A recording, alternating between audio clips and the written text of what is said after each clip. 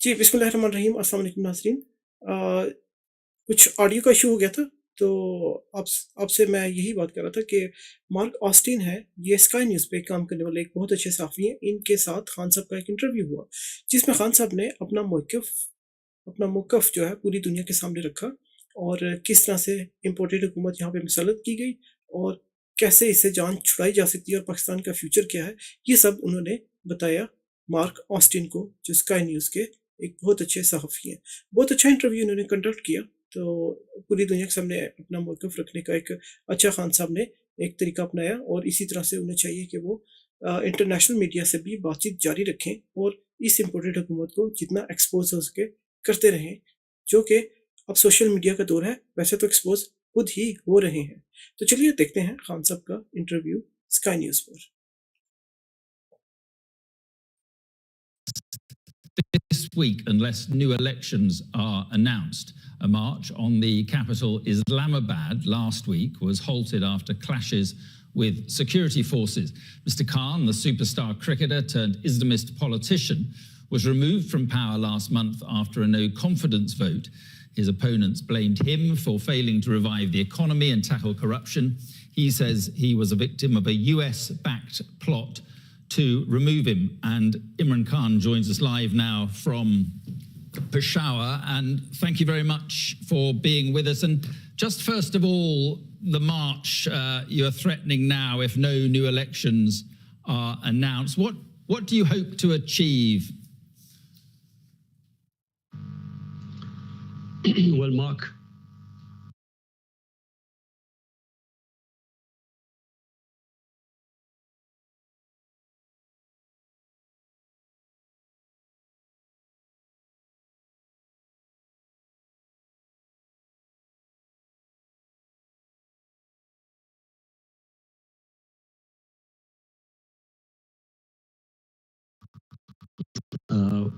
what every Democrat hopes to achieve from a peaceful protest. What I hope to achieve is to show the whole of the country that the people of this country want one thing: elections. They do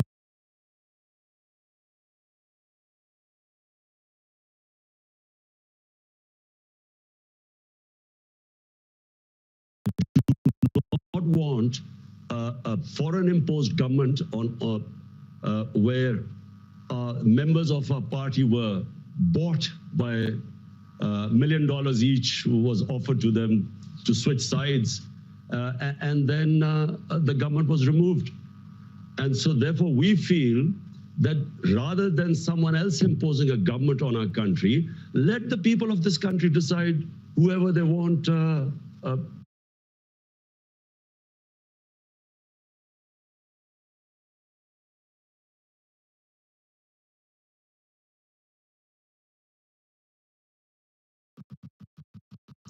lead them.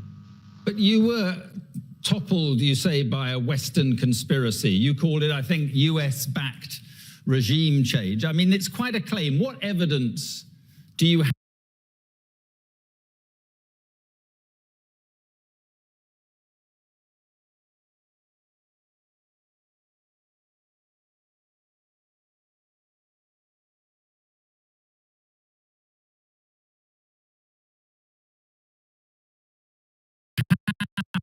What do you base that claim on? Well, as the Prime Minister, I get a cipher. Cipher is a secret a message sent by your ambassadors. They are sent to the Foreign Office. It's like in WikiLeaks. WikiLeaks was when they broke the code, so the secret messages were relayed to the public. So I get a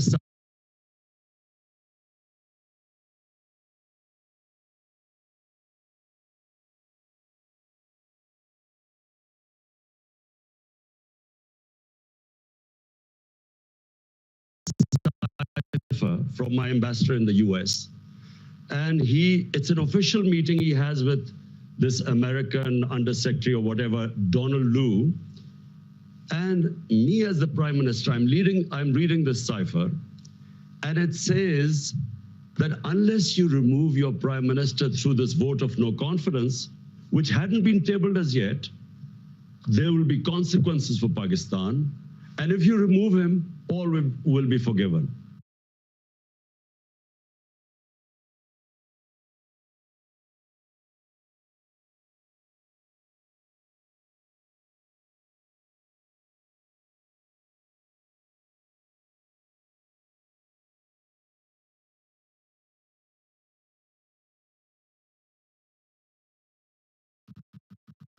Now, this is what me as a prime minister reading this cipher. And I am the chief executive. Who was he asking to have me removed? So the next day, after this meeting, official meeting with note takers, with minutes between our ambassador in Washington and this American official, Donald Lu, next day, the no confidence motion is tabled in our National Assembly. And then members of our party, which I told you were offered these huge sums to switch sides, they start leaving our party. Our allies leave our party. And just to remind you that at this time, in the last 2 years, Pakistan's growth rate was 5.6% last year. This time was 6%. It is one of the highest growth rates in Pakistan's history. Right. Our industry was booming, exports record, remittances record, tax collection record. We cope with the coronavirus. We are considered one of the 5 top countries which saved the people and our economy and our poor people from the virus. So there was no reason for the government suddenly to be removed, because since we've been removed, by the way, the economy has gone in a tailspin. Right. So the point let me just ask you about that. So let me just ask you about that, because the US completely deny this, and you say that the US wanted you out because of your foreign policy, which was increasingly anti-Western and clearly favoring China and Russia. Do you regret the ties with Russia, specifically given what's happened in Ukraine? Mark, in that cipher, Donald Lu is asking our ambassador that the Prime Minister, Imrankhan, was solely responsible for his decision to tour Russia. Now, the ambassador kept trying to explain to him that this was a tour which was planned long way back, long way before Ukraine. Secondly, all stakeholders, the Foreign Office, the military establishment, we were all on one page because the military wanted hardware. We wanted to buy gas because we got depleting gas reserves. We wanted to, and this was 6 years ago, this contract was being negotiated. And we wanted to buy wheat from Russia. So the problem, let me just get coming. The problem is that on the very day that Putin invaded Ukraine, you shook hands with him in the Kremlin. That suggests, at least that you endorse what he's doing in Ukraine. Mark, how the hell was I supposed to know that the day I landed in Moscow, Putin was going to go into Ukraine? But you didn't need to go ahead with the meeting. Even then, from Moscow. So hold on, Mark. My statement as Moscow was, I have never believed in military solutions. So never did I endorse that. Ours was a totally bilateral meeting. And it was planned long before. So point I'm trying to make is that we didn't realize that when I would reach there, that Putin would go into Ukraine. How was I supposed to know? And how could you be punished for that? But do you accept? This is the big thing. How could you have? But do you accept that what Russia is doing is an illegal act of aggression? Do you condemn what Russia is doing? Mark, I am against all military operations. I was against Iraq war. I was against US going into Afghanistan consistently. I'm against military solutions in Ukraine to solve problems. But point I'm trying to make is that to hold me responsible, and in this cipher, it was only me being held responsible, while our ambassador was telling us that this was a long before the tour was planned. The purpose of going there were bilateral things we had nothing to do with. But even so, the problem is that the ties you have with Russia and China suggests that you went ahead with that meeting, that human rights are secondary to trade for you. Russia is waging a war on its neighbor, killing civilians. China has a terrible record on human rights, repressing the Uyghurs and other minorities. Mark, I was elected by 220 million people of Pakistan to serve them. My number one priority is there are 50 million Pakistanis below the poverty line.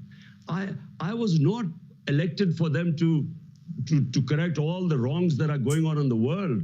My responsibility was my country. And so all my relationships, whether it was with China, with the United States, with Russia, were for the benefit of our own people. Listen, in Kashmir, which is a dispute between Pakistan and India, India has violated all United Nations resolutions on Kashmir. They've illegally taken away the right of the Kashmiri people and basically got rid of the statehood. Now, did anyone speak against it? The atrocities going on in Kashmir, 100,000 people in Kashmiris have died. Has anyone condemned India for that? No, because India is an ally. Allow us to be neutral too so that we can look after our own people. What about Afghanistan? Are you pleased to see the Taliban back in control in Afghanistan? Were you pleased to see the West defeated? Mark, Afghanistan there was never going to be a military solution. Anyone who knows the history of Afghanistan, and the British above all, have experienced 3 wars in Afghanistan. The 3 times they've gone into Afghanistan in the 19th century, twice in 19th and once in the 20th century. There was never going to be a military solution. People like us who kept saying that this is not, you will not solve Afghanistan problem by bombing them or sending your military, we were called pro-Taliban. People like us were always talking about how would there be people in Afghanistan? For 40 years, they've been suffering. But so at the end, you said, it's not whether you are in one, Mark, this is not a football match, whether you're on one side or the other. It's trying, and when Afghanistan, when there are problems there, the country that suffers most is Pakistan. Because we already have 3.5 billion Afghan refugees there. But you said the chains of slavery had been broken in the country. What, when the Americans left and the British, what did you mean by that? That was deliberate. It was deliberately distorted. I was speaking in Urdu. I was talking about getting rid of mental slavery. We still have the colonial education system with elite is taught in English medium. We had first time in our history had one syllabus for everyone.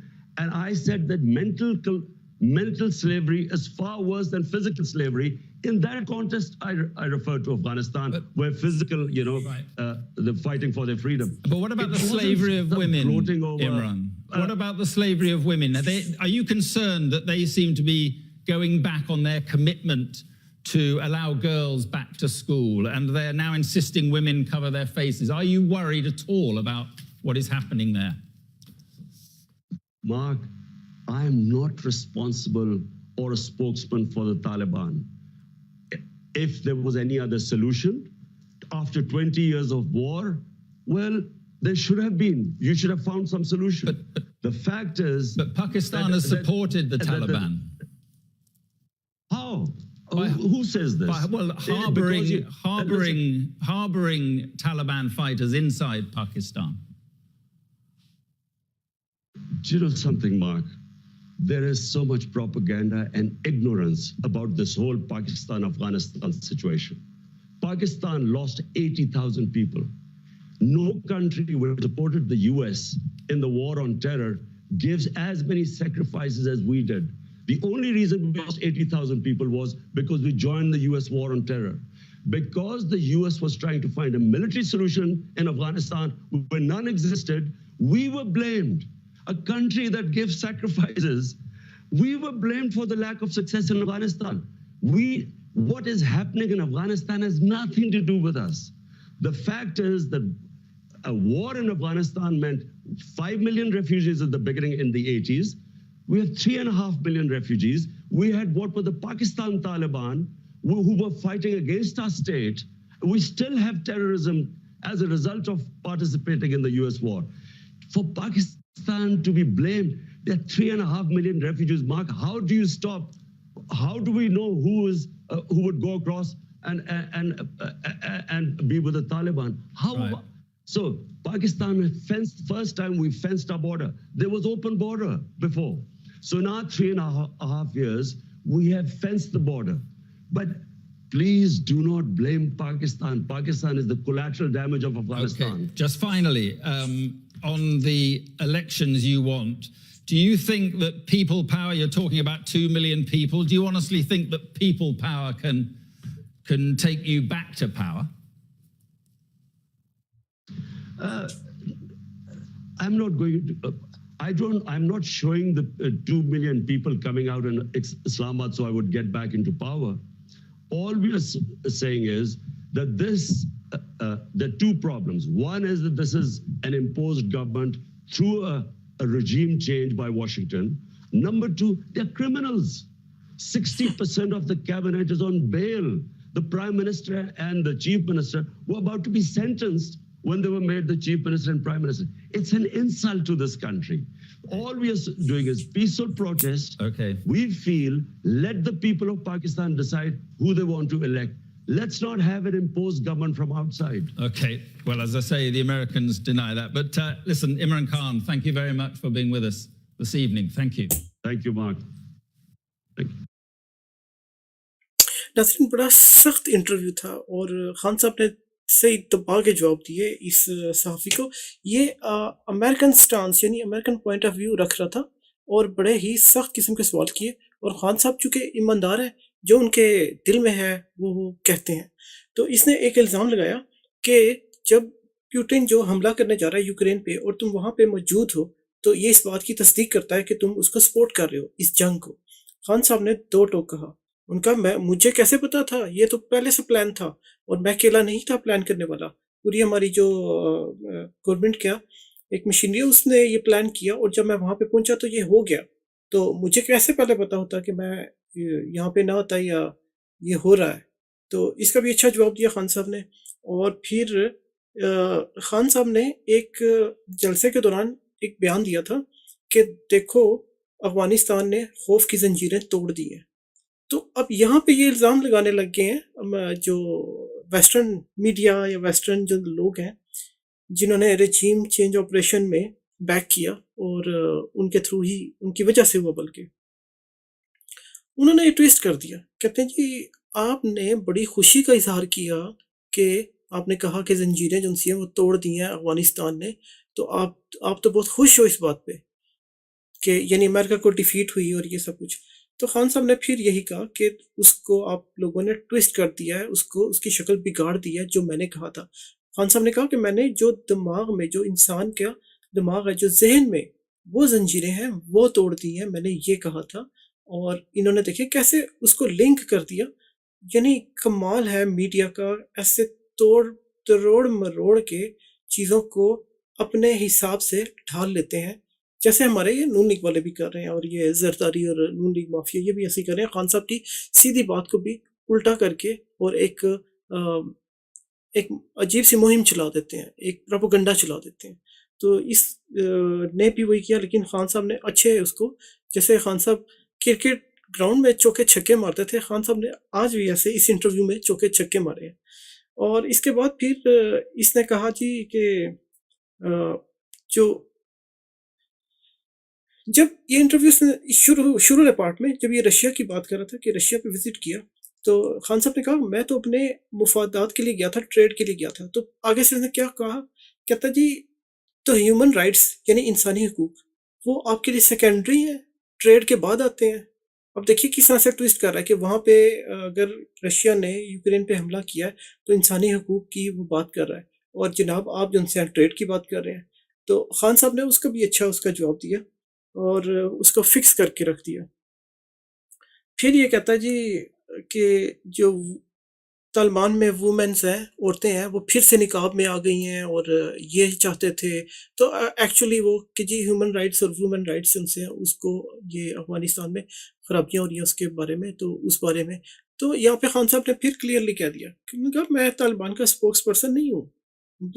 ये जो मामलात हैं उनके अंदरूनी मामलात हैं, तो क्या बात कर रहा है। और फिर आखिर में कहता है, क्या तुम समझते हो कि 22 करोड़ की आवाम की ताकत तुम्हें वापस इक़्तिदार में ला सकती है?